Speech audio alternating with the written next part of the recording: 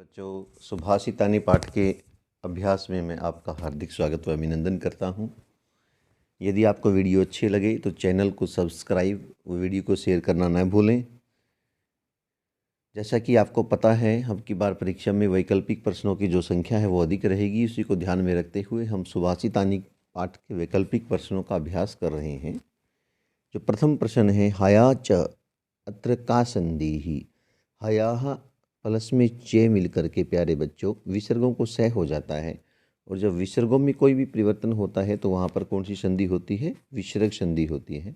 आप ये बिल्कुल भी ना भूलें। जो अग्रिम प्रश्न है, अश्वः चेत अत्र संधि भवती ही। अश्वः चेत, तो अश्वः के पीछे जो विसर्गें हैं उनको जो है शय बन जाता है, और इसमें जो संधि होगी वो आपकी कौन सी होगी? अश्वश्चेत, जो पहला ऑप्शन है, जो विसर्ग संधि है वो होगी। तृतीय जो प्रश्न है, किंचित निरर्थकम अत्र संधि भवती ही। तो यहाँ पर किंचित और निरर्थकम, लेकिन किंचित में भी दो संधि हैं, किम चित और निरर्थकम। तो जो दूसरा उत्तर है वो सही रहेगा, किम और चित। यहाँ किंचित जो व्यंजन संधि है और आगे शब्द क्या है? निरर्थकम। तो किंचित निरर्थकम का जब हम विच्छेद करेंगे तो किम चित और निरर्थकम, इस प्रकार से ये संधि होगी। प्रश्न संख्या जो 4 है उसमें तस्यः प्लस में अपगमे है। यहाँ पर संधि क्या होगी? तो तस्यः प्लस में अपगमे, आपको ध्यान होगा कि ए प्लस ए मिलकर के क्या बनता है? आ, और इस प्रकार की जो संधि है वो कौन सी संधि होती है? दीर्घ संधि होती है। उसी प्रकार तस्य के ये में जो ए है और जो अपगमे का ए है वो दोनों मिलकर के क्या बन गया? आ, और रूप जो बना वो क्या बना? तस्यापगमे, रूप बना तस्यापगमे। तो यहाँ पर ये रूप बनेगा और जो संधि होगी वो दीर्घ संधि होगी। योजकस्तत्र अत्र संधि विच्छेदम कुरुत। योजकस्तत्र, तो ऐसी संधियों में सबसे पहले आपने देखना है कि जो सार्थक शब्द हैं वो दो क्या हो सकते हैं। तो योजकस तत्र में एक जो शब्द है वो है योजकः, जोड़ने वाला, और तत्र होता है वहाँ। योजकस तत्र दुर्लभ है, जो श्लोक में आया था।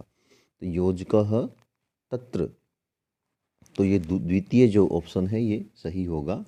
और अगर संधि पूछे तो यहाँ संधि जो होगी वो विसर्ग संधि होगी। अग्रिम देखते हैं बच्चों, समास प्रकरण। अब सूक्तियों में कुछ समास आए हैं, उनको ध्यानपूर्वक देखिएगा। शरीरस्थः अत्र समास विग्रहो अस्ति। शरीरस्थ है कि शरीर में रहने वाला। आया था कि शरीरस्थो महान शत्रु, क्रोध को बताया गया था। तो शरीरस्थ है क्या होगा? शरीरे तिष्ठति यह, जो शरीर में रहता है।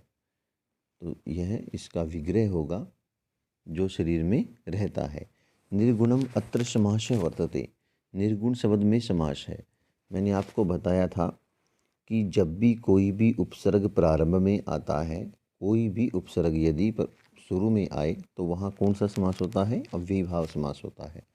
तो निर्गुणम होता है गुणानाम अभावः। यदि इसका संधि विच्छेद करना आ जाए, समास का विग्रह करना आ जाए तो क्या होगा?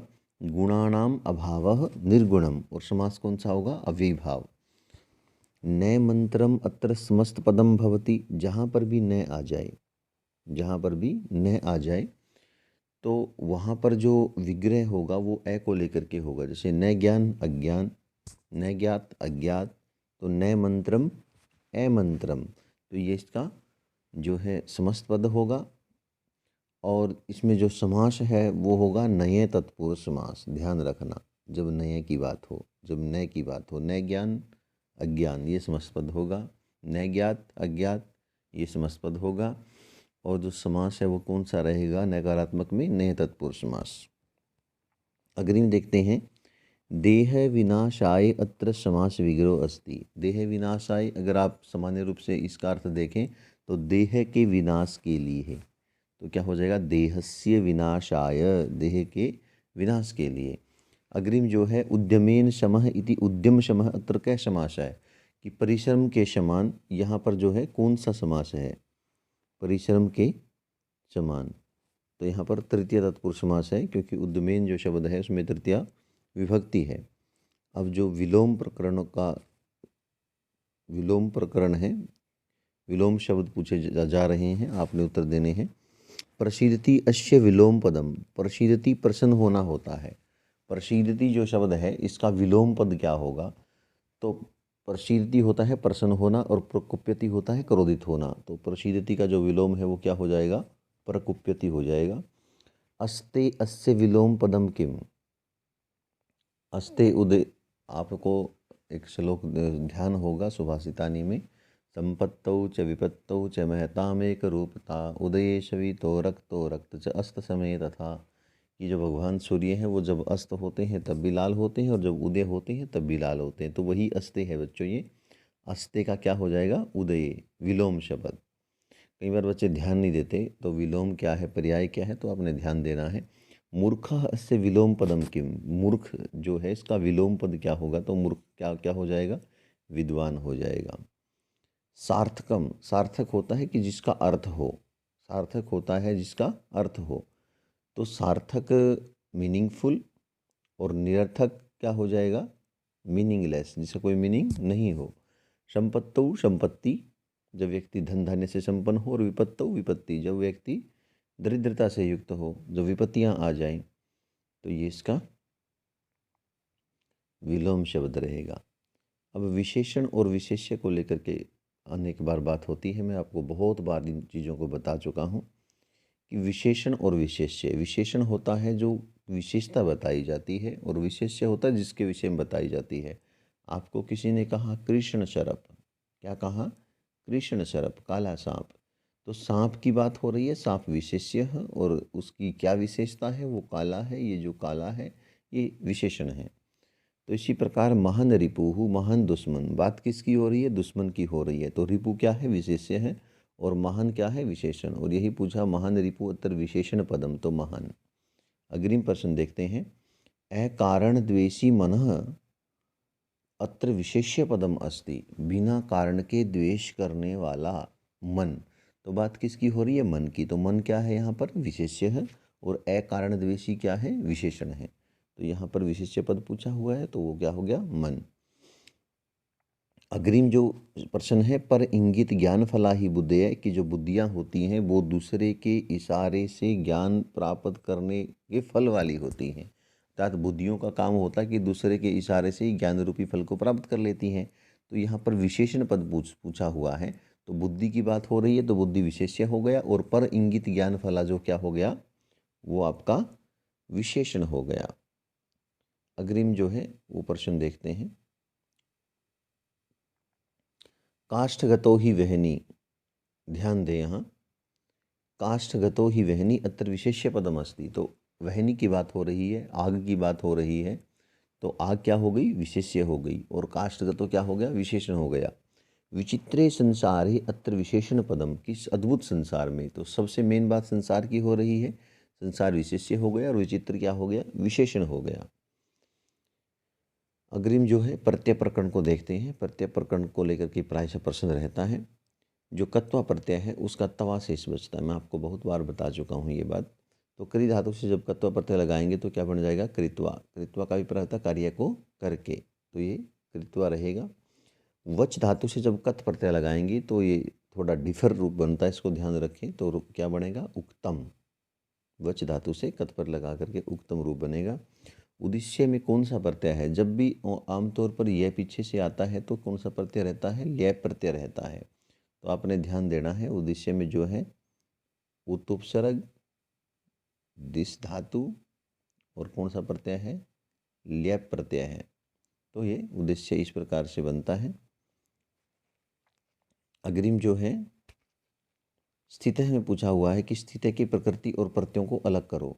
प्रकृति और प्रत्यय का अभिप्राय है कि धातु कौन सी है और प्रत्यय कौन सा है। तो स्था धातु है और कत प्रत्यय है। स्था धातु, कत प्रत्यय।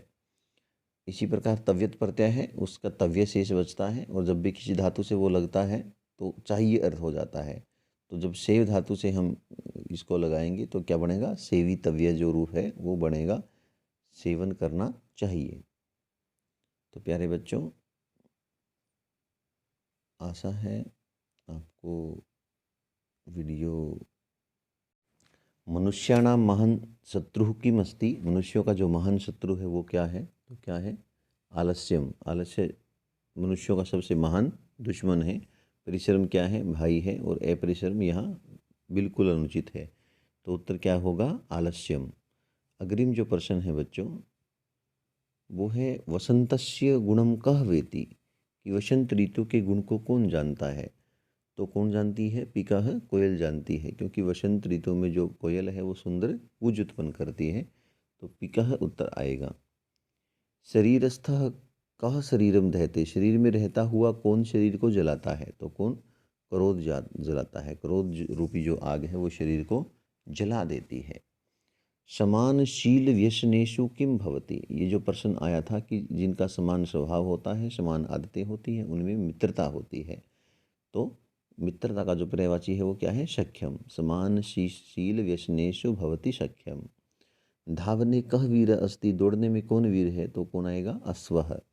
यदि भार ढोने में जो है वो गधा पहलवान है, तो दौड़ने में कौन है, अश्वः, जो घोड़ा है वो वीर है। तस्या अपगमे, इसका संधि विच्छेद क्या होगा। तो तस्य प्लस में अपगमे, जब भी आपने ऐसे संधि विच्छेद करने हैं तो दोनों शब्दों को सार्थक देखना है। तस्य प्लस में अपगमे, उसके दूर होने पर इसका अर्थ होगा। तो यहाँ पर जो है वैसे दीर्घ संधि है। अग्रिम है सप्तमी शब्द का, सप्तमी के एक वचन में क्या रूप होगा। तो इस दो शब्द आए थे, संपत्तौ और विपत्तौ। तो यहाँ पर जो है संपत्ति शब्द है और सप्तमी के एक वचन में क्या बनेगा, संपत्तौ। कृत्वा में कौन सा प्रत्यय है, जब तवा पीछे रहता है तो कौन सा प्रत्यय होता है बच्चों, कृत्वा प्रत्यय होता है।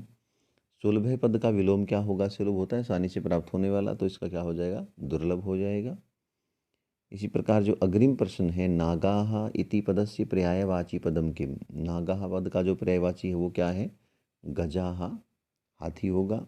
और संपत्तौ पद का जो विलोम शब्द है वो क्या होगा, विपत्तौ होगा। प्यारे बच्चों, आशा है कि आपको ये जो वीडियो है वो पसंद आया होगा, और यदि आपने अच्छा लगा तो चैनल को सब्सक्राइब करना ना भूलें और वीडियो को